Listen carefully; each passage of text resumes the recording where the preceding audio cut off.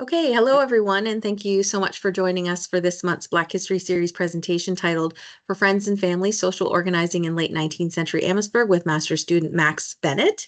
Max was selected for the Local Black History Internship program, which was created in partnership between the University of Windsor History Department and the Amherstburg Freedom Museum. They are currently starting their master's degree at the University of Western Ontario, and Max previously attended the University of Windsor, where they graduated with a Bachelor of Arts in History honors with 2 minors in women's and gender studies and philosophy.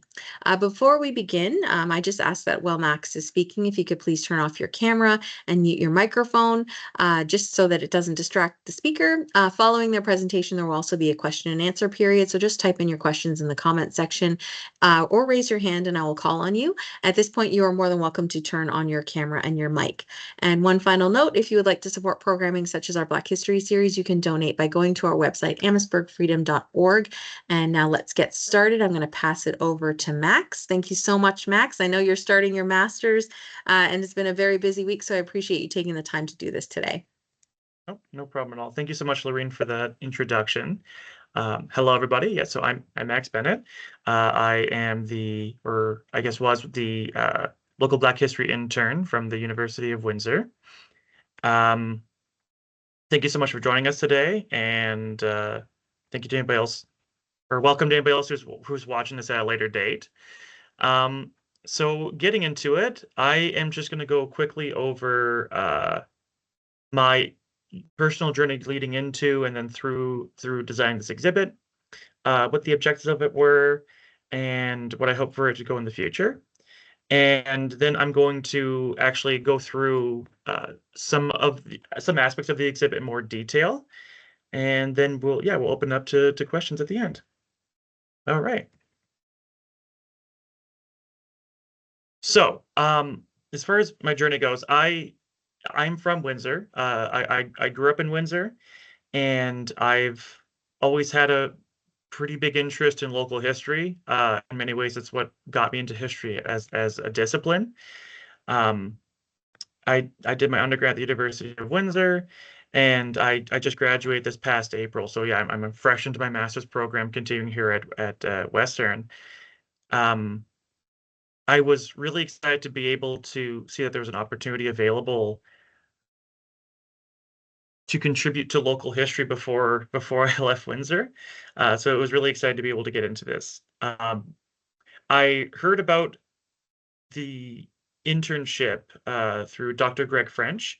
I took a course with him this past winter semester on African Canadian, African American history from emancipation to present. And one of the major assignments in that course was a group project where each group was given sources on a specific family in the Amherstburg area, courtesy of Dr. Lorraine Bridgen. In her ongoing project, the Family History Catalog, available on the Amherstburg Freedom Museum website. And for this assignment, my group had decided to propose a traveling exhibit that was to be hosted by the Amherstburg Freedom Museum. So that experience got me kind of hit the ground running going into the internship because I already had in mind what I thought was valuable and what was important to communicate through specifically an exhibit at this museum.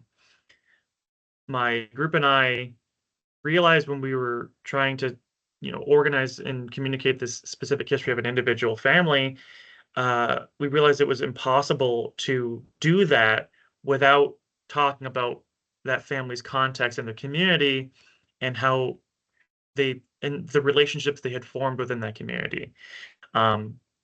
Even just like it would be impossible to talk about like an obituary for a particular family member without talking about what social circles they're part of, like a sewing circle, whether or not they're in like a literary or book club, what church they went to, what school they attended, and then even further, those spaces that they were forming these relationships in are where they're meeting their spouses, and this is where these like more complicated like kinship networks start to form as well. And so this experience, and then being able to go do an exhibit that I could have more expansive scope on, I decided I wanted to focus on specifically those social networks that people were forming, and specifically how that played a role in the maintenance and uplifting of the community. Um, so that obviously is quite a lot to cover in the time that I had to design and complete this exhibit. And so I kind of prioritize what about that was valuable. So in my preliminary research, I had discovered that, or I was seeing that there was this gap that was very prominent in a lot of public history for African Canadian history, where there's these two kind of points at so arrival in Canada and then emancipation, so the struggle for freedom against enslavement, and then in the 18th to mid 19th century, and then normally a very big gap, and then a focus on civil rights activism, which is constrained normally to the 50s and 60s and the 20th century. And what's what happens with a gap like that is these are very important points in African Canadian history, but when these are what is privileged in public narratives, it kind of creates a perspective that the community was somewhat in stasis between these 2 points. So there's arrival in Canada, and then the community just kind of exists, and then suddenly there's all this activism in the 20th century.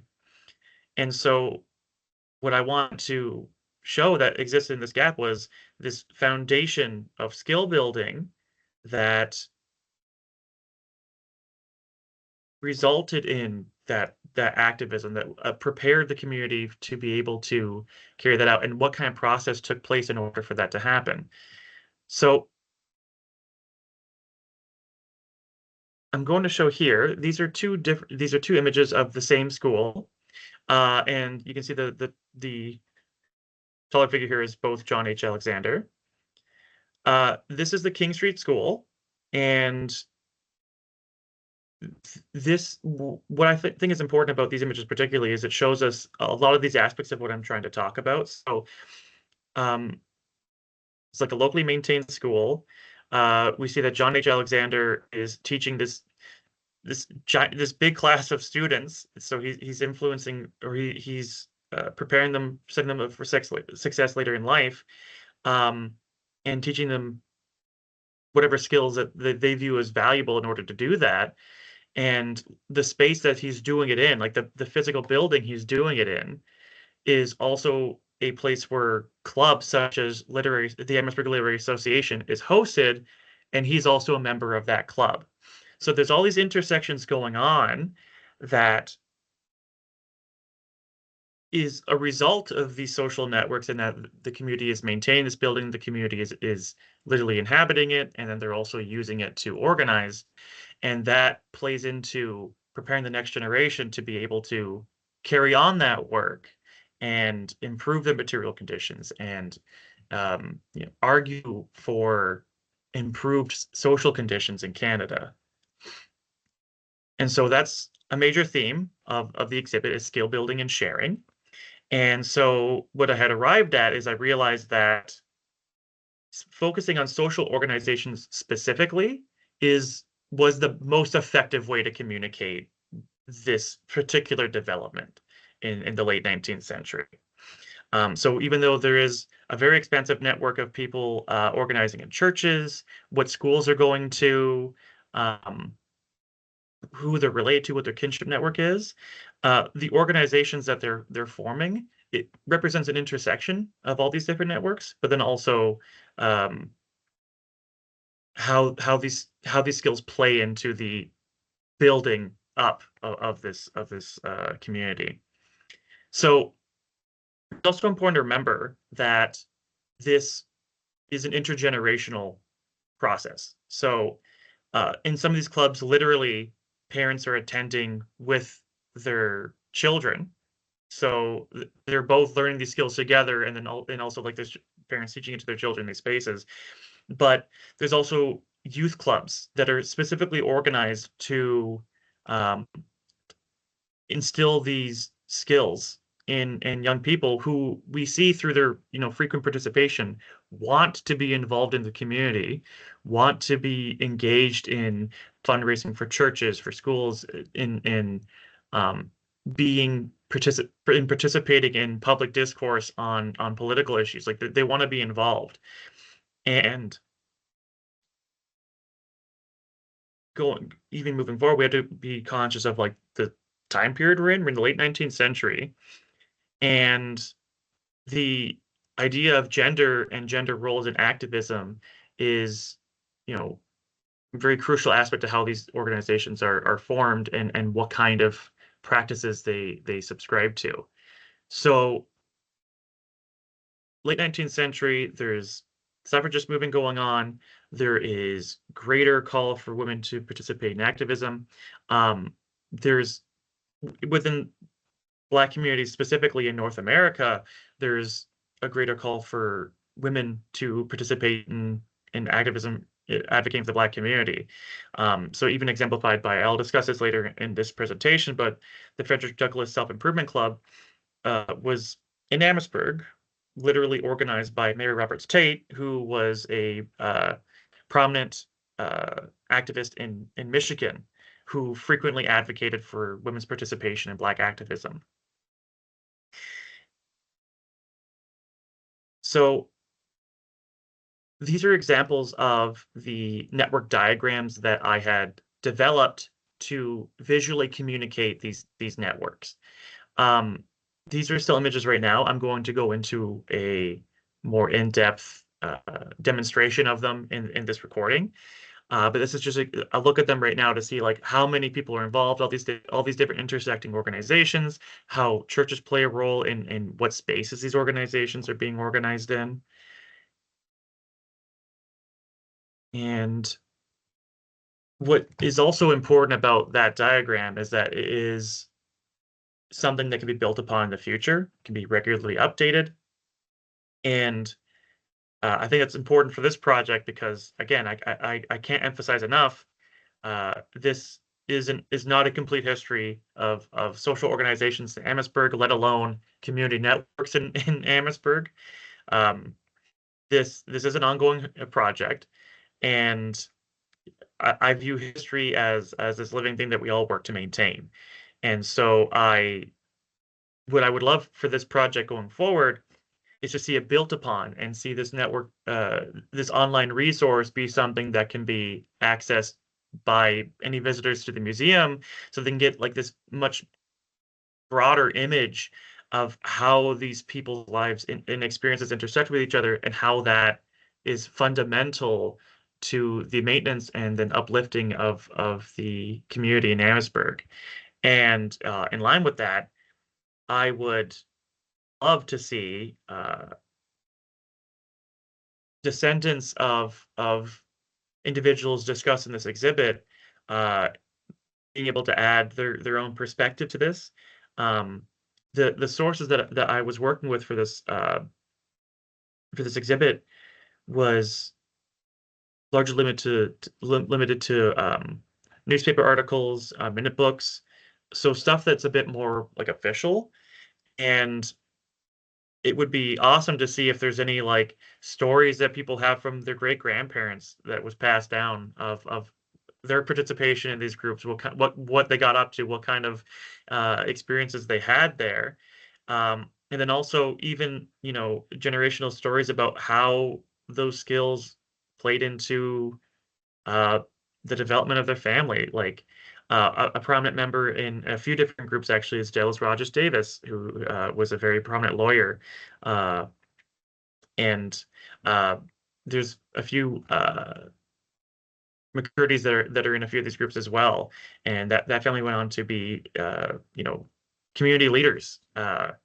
And very much their participation in these organizations points to how that came to be, and also how they were at the time as well. So moving on from here, I'm just going to do a quick demonstration of the network diagram. So first I'm going to look at, this is the smaller one that I designed specifically for the social organizations that are discussed in this exhibit, in the plaques that we see like physically in the museum. We can see that there's a great deal of like literary societies here. That was normally a pretty big focus that I ended up centering on for the exhibit. So such stuff that's a bit more overt, like the Amherstburg Literary Association and the Social Literary Society, but organizations like the Cheerful Workers and Busy Gleaners were also groups that worked more to put those skills into action in fundraising. So the Cheerful Workers would host events at the church where there'd be like public essay readings and recitations, singing performances sometimes too, and these events would be dedicated to raising money for the church. But it's still within that realm of like literary society. But I think what's valuable about this network, this particular visualization, is we can actually see specifically who is involved in like a bunch of different groups. We can see that it's not just these are all insulated groups that do their thing and then their members move on and then other groups are formed with completely new members. It's like no, we see that this is a community effort that is ongoing. So we have examples like Bertha Wesley here, who was a young woman at the time that I'm looking at here, who is involved in 4 different groups, which is very very impressive for her. But also the fact that she's not the only one involved in a bunch of different groups tells us that this is something that young people were frequently involved in. So then I'm going to move on now to the larger diagram. Now both these are available through QR codes that are in the exhibit plaques. But so this one is dedicated more to that broader community network that I was discussing earlier. So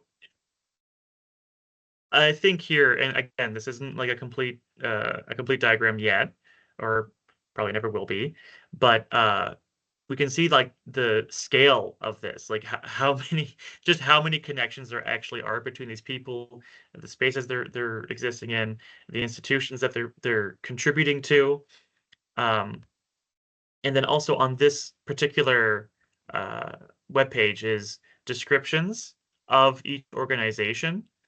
And what I like about this too is actually you can manipulate each module, and you can move them around to kind of help yourself visualize without it being a bit too overwhelming. But also included in this diagram is connections to churches. We have some connections to schools here. Say the King Street School we see is, as discussed in those photographs. We also have some kinship network here. So George McCurdy and Laura Adams were actually married. And we can see actually if we hover over families that have pages on the Amherstburg Freedom Museum website, the family histories catalog that Lorene has been developing. Those links are actually available through this diagram as well. So I think I feel this is a very effective resource for people to be able to get more information on the families that they're going to be seeing.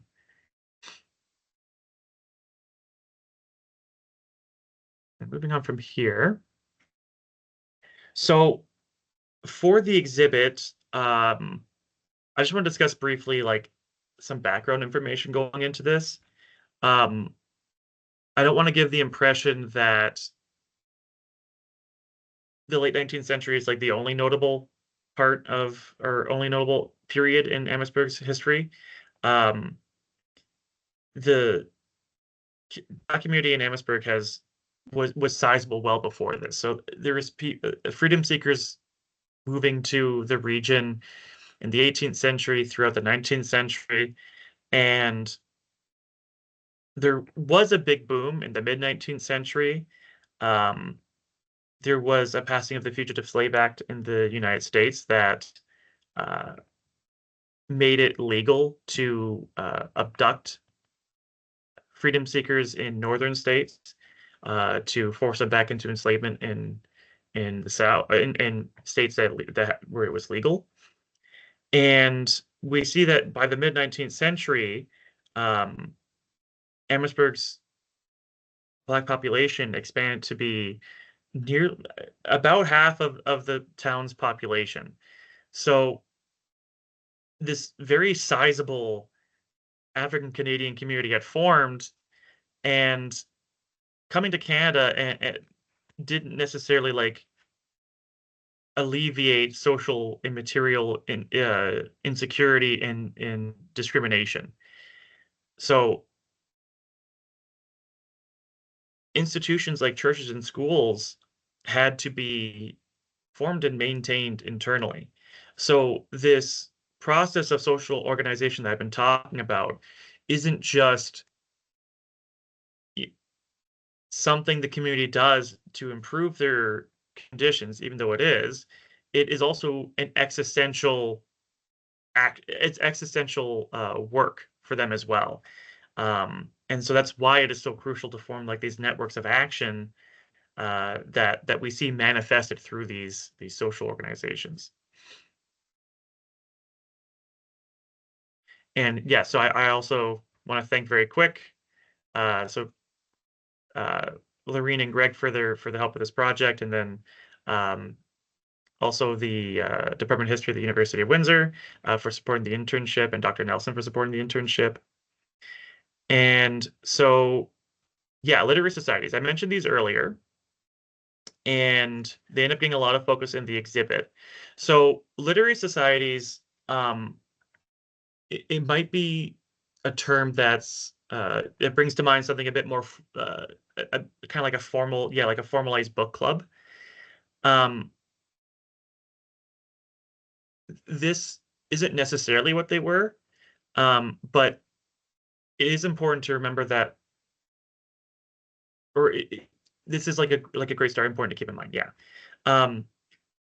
So many freedom seekers were purposefully denied literary skills such as reading and writing, and this is a skill that can very easily be taken for granted today, but is a crucial way to engage with knowledge.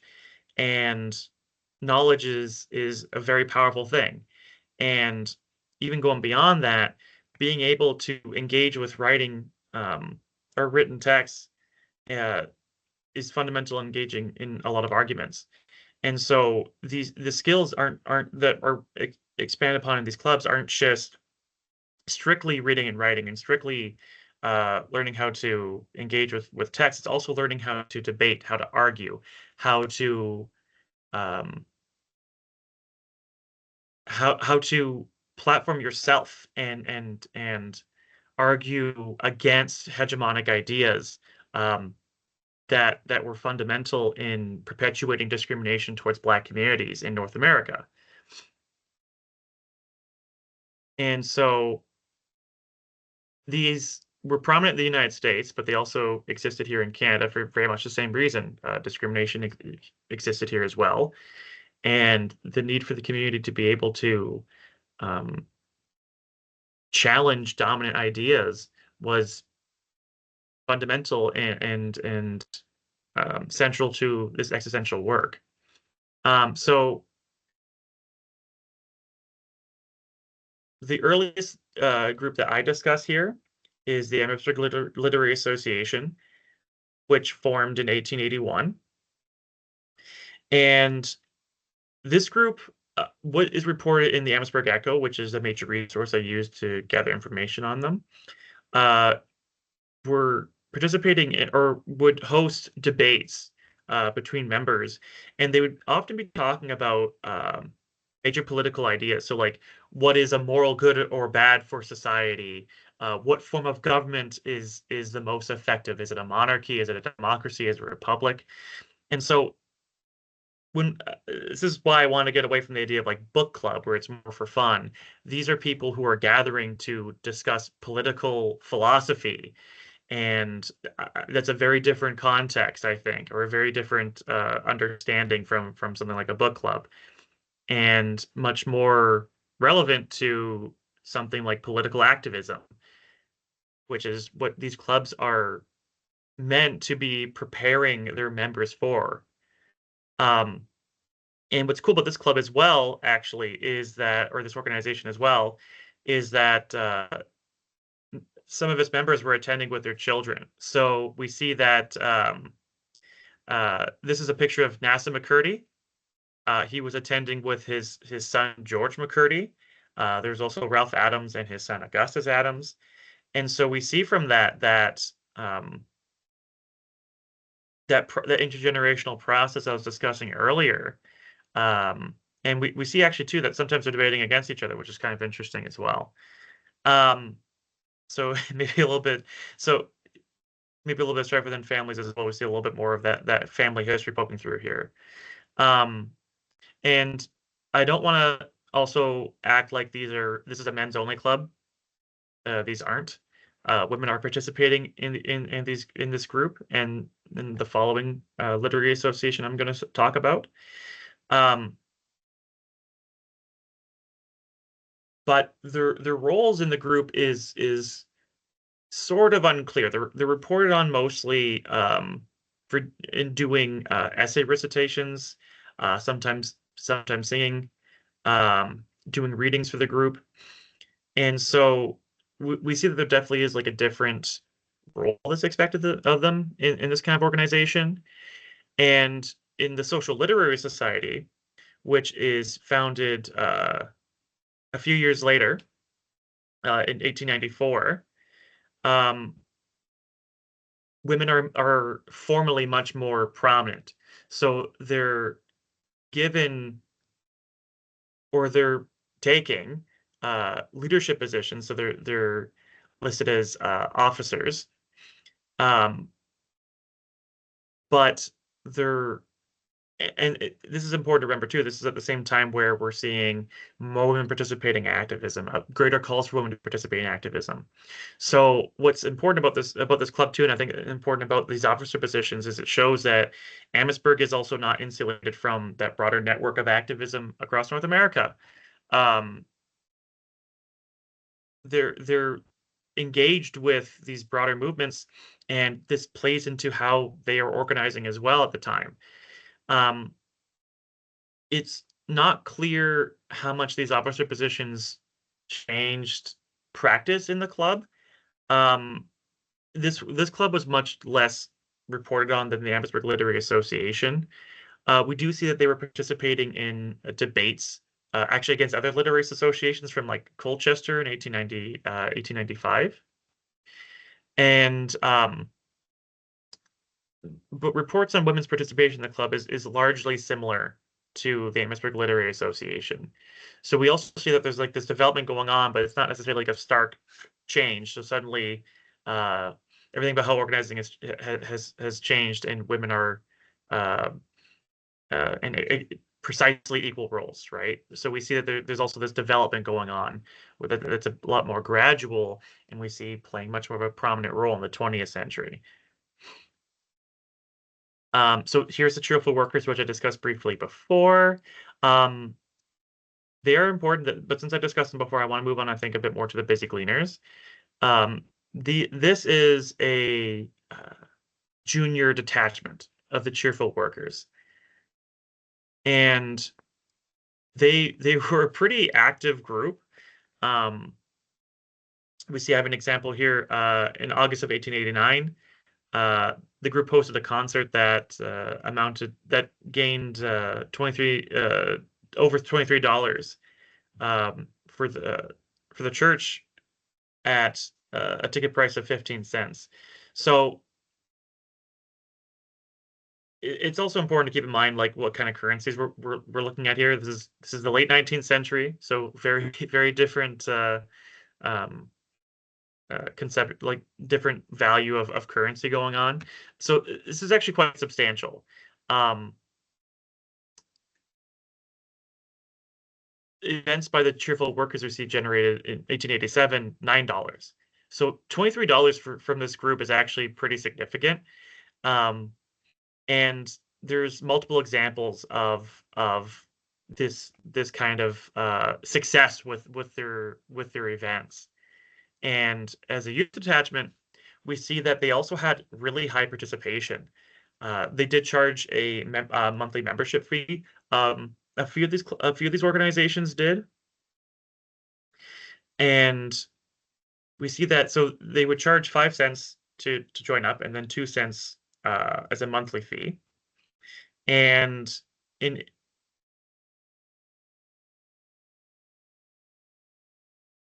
by 1890, we see that they were able to have monthly fees as high as 73 cents. So to do the math there, like that's a pretty significant amount of young people wanting to be involved. And so it starts to make sense that they're able to have such a successful advance. And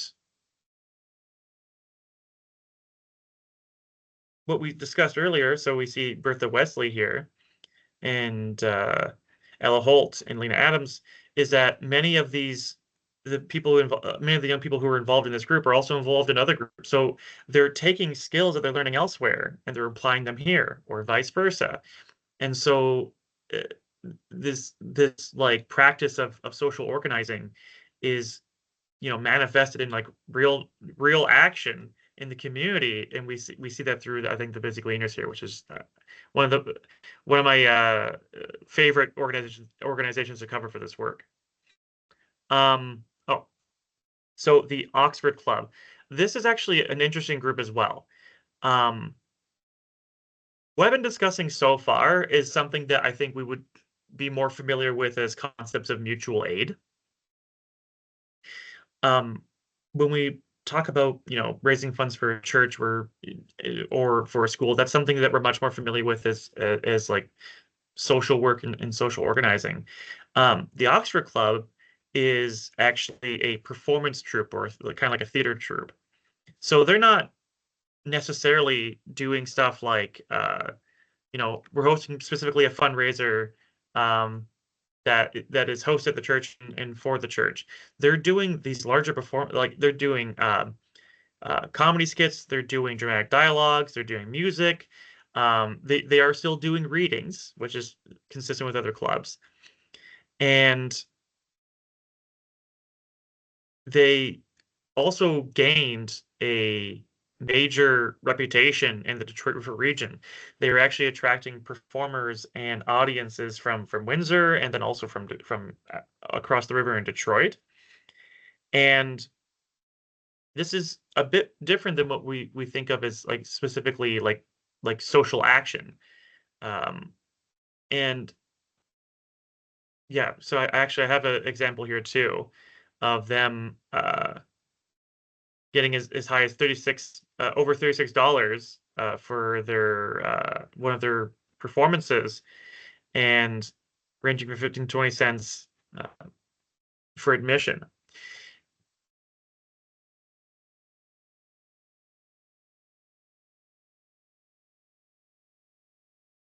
And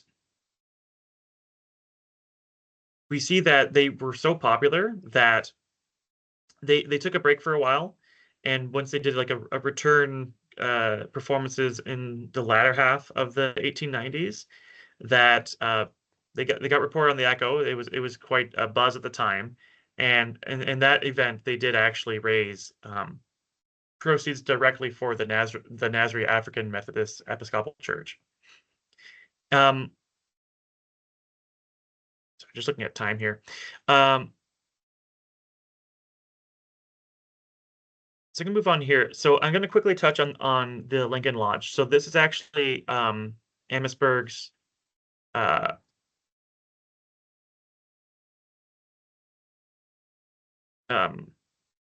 Masonic temple.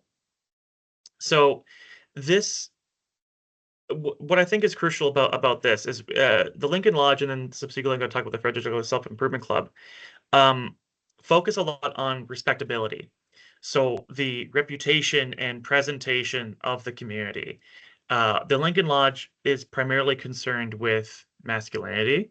It is a men's only organization, and they are focused on instilling in its members like this virtuous form of masculinity that they felt was crucial to improving the perception of their community by dominant groups, and also internally to foster values that is conducive um,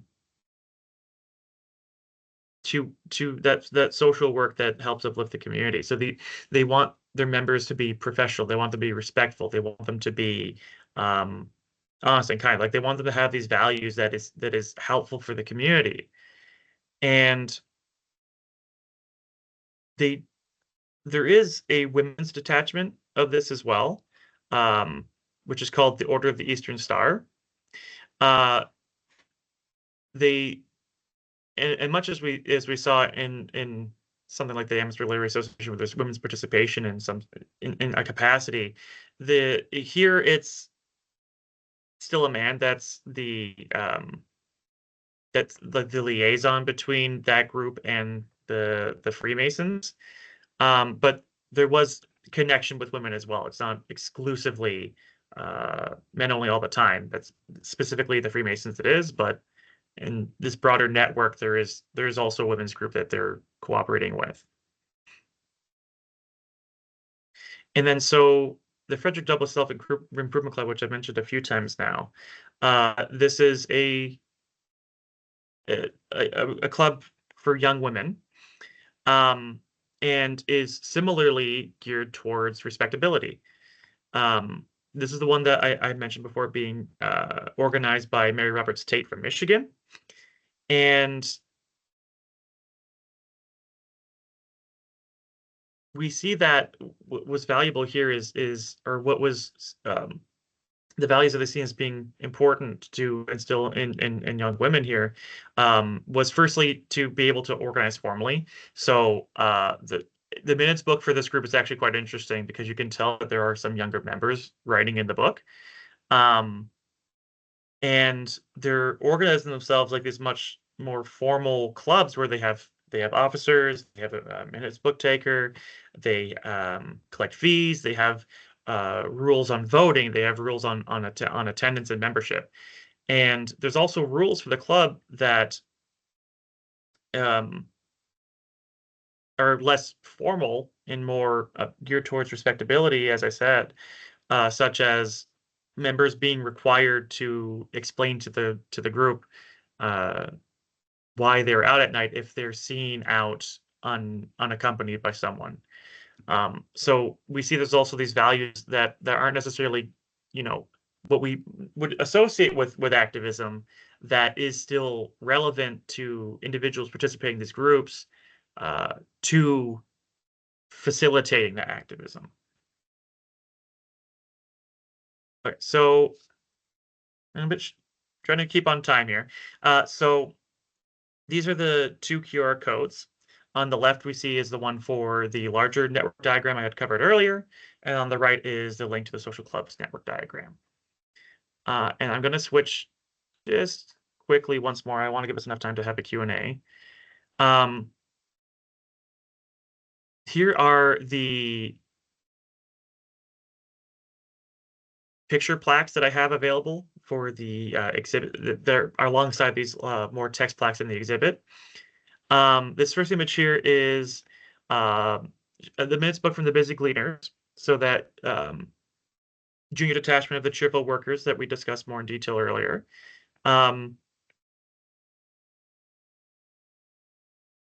This is also a really good example of that formal organizing that the youth were engaging in. So similar to the Frederick Douglass Self-Improvement Club, the Busy Gleaners had a constitution where there's a very formalized set of rules for conduct within the group. For example, voting by proxy at one point was no longer allowed. So these young people, they're learning quite a lot how to conduct themselves in a way that's like really effectively organized, and I think that's really quite interesting. And this one is from 1887, so we see a little bit earlier than what the Frederick Douglass Self-Improvement Club was. Here is a photo of the corner of Murray and George. This is where approximately where the Lincoln Lodge was located. It was deconstructed in the early 20th century around the, as actually we see here on the left hand is a report from the Amherstburg Echo on the demolition, 1937. So the organization had gone on for quite a while, and we see that into the 20th century it was also refounded in a different form, but the original lodge was demolished. Here is the roll call from the minutes book for the Frederick Douglass Self-Improvement Club. That's from 1898. And what's cool here actually is we see what officer positions people are some young women are holding. And we also, this is actually really valuable for like a membership list.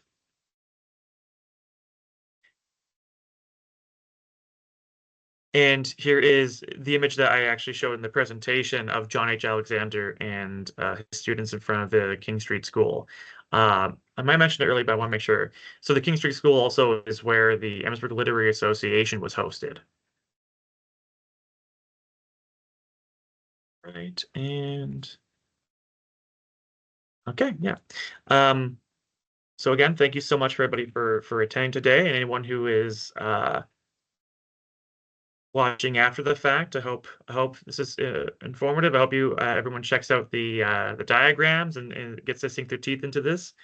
Thank you to Lorene and Greg for their invaluable guidance on this project, and once again to the University of Windsor, the Department of History for their support of the internship, and then to the staff of the Amherstburg Free Museum for the support of this project. None of this could have been done without them. So I am eternally grateful for they're allowing me to have this experience in developing this exhibit. And then we can open up for questions. Yep. Stop sharing here. Thank you so much, Max. And we're grateful for the work that you've done as well. I'm not seeing any questions right now in the chat, but I Okay. do have a question myself. It's more All right. about the internship. Like in the Go for it. future for students who take on this position, because we want the internship, the Local Black History Internship to continue. Do you have any advice for future interns? Because I mean, basically with this project, you're kind of thrown into new territory basically and asked to put together a project and an exhibit. So if there's any advice you have for future interns, that would be great. I would say, okay, so two things. Firstly, plan. Like, definitely try to manage what is going to be possible within the time frame that you have. I found with this, it was very tempting to get into a much larger scope, right? As I mentioned earlier on, and I guess conversely, because this might be a little bit contradictory, but also take advantage of like the resources that are available at the museum. There's these binders that I didn't necessarily use a ton in the actual design of this exhibit, but I was flipping through a ton of them that gave me a lot of background information on where some of these clubs went to, where some of these individuals went to later on, how the community developed from this point onward. And those aren't necessarily available online, and I found super enlightening in developing the project. Great. And I did also have another question too about the diagrams, because I think that's a really effective way to show how broad these networks were, and that, oh, well, Bertha Wesley, she was involved in 4 groups, and that's like showing that, or, oh, this person was in this group, or this space hosted this group. So showing the connections and everything. So my question is, what made you think of doing a diagram to be the visual, like in this form? And how did you go about doing this? Because there's a lot of information on here. Yeah, so I really value visuals, especially when we're talking about something like connections. So like I always find that having some sort of way to see what I'm talking about is something really useful for me. And then for something like networks, um, I honestly was trying a few different ways to visualize this. At first, I thought of a sort of kind of nested tree kind of look, but I had found Flourish through an article on uh, digital data representation for history, for social sciences particularly, but they're also talking about history.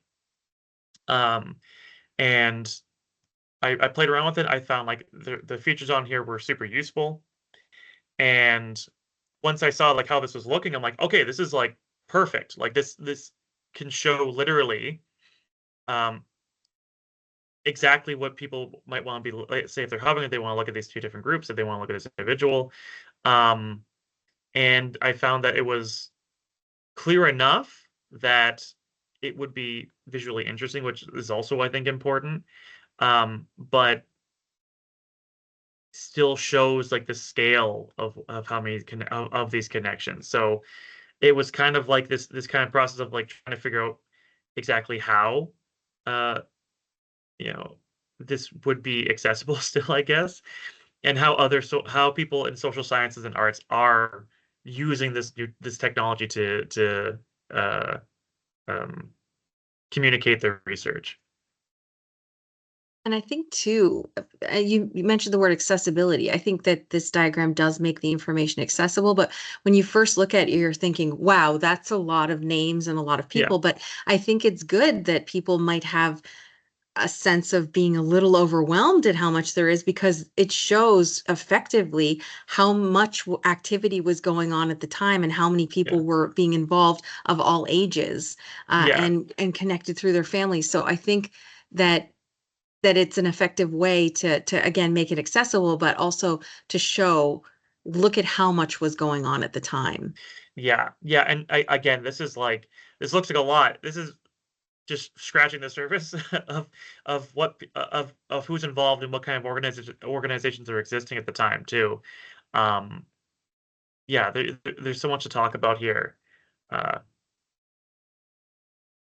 and that's also why I did design this more concentrated one for people who are maybe only interested in just seeing for themselves, like visualizing who was part of the clubs to discuss more specifically in the exhibit. Um, but yeah, and personally, like I found myself referring back to this as I was writing later on. I would come across an individual in one group. I'm like, oh yeah, right. I recognize that name. Oh, where are they from? Oh, right. Also, right. Okay, Ezekiel Stevens. Yeah, he's at the Baptist Church. He's at Lincoln Lodge. Okay, I remember reading about him in some other article in some other source somewhere, and I can visualize it for myself as well. So I end up using this actually as part of the work as well going forward. And also too, and I'm not sure if you mentioned this, but people learn in different ways as well. So Yes. some people might not take it in as effectively by looking at text on a plaque, but visually seeing a diagram that shows the interconnectivity of these groups and these people. I think it broadens your audience and makes it even more accessible, because there's a visual people can look at if they don't necessarily learn as well from text. So yeah, I think that's an effective method. So yeah. Yes, I agree. Thank you. Thank you for saying that. Yeah, I agree. I'm like that as well. I don't necessarily, if I have just a wall of text, I'm not necessarily always engaging with it. So I always kind of need that visual element to kind of be more comfortable with it, I guess, to absorb it more. And there's others who like both. So Yeah, it yeah, it serves many audiences. So yeah. I don't see anyone else asking any questions in the comment section. So we will end it there. But again, Max, thank you so much for giving this presentation today and for all your hard work throughout the internship. I do know you're a very busy person. Again, starting your master's, that's a big deal. So thank you for taking the time to give this presentation and share this information. And thank you everyone for watching. No, yeah, no problem at all. Thank you again for having me and for this opportunity. So, thanks. Anytime.